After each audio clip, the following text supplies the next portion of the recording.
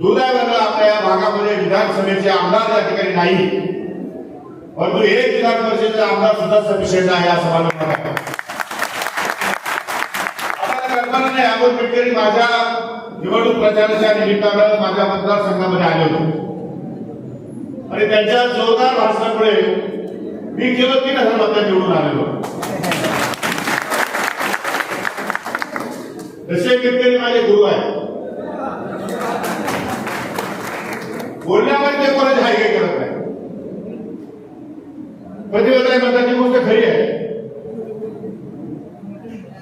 जास्त बोललं, जास्त काम केलं की लोकांना मुजवडे दिसायला लागतात आणि काहीच केलं नाही की लोक म्हणतात नाही बोलतो, फार चांगला बोलतो, फार चांगला राहतो, फार चांगला वागतो, तुम्ही बरे, आम्ही बरे, अजून दोघे बरे.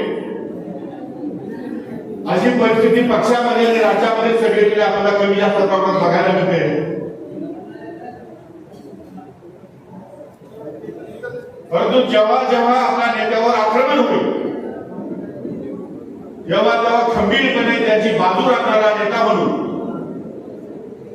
अमोल मिटकरींना मी नेहमी मार्ग देतो, नेहमी त्यांची पाठराखण करतो आणि नेहमी त्यांच्या पाठीशी उभा राहण्याचा निर्णय घेतो.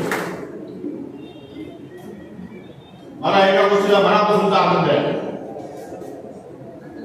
मी राज्याचा मंत्री जरी असतो एबीपी माझा, उघडा डोळे बघा नीट.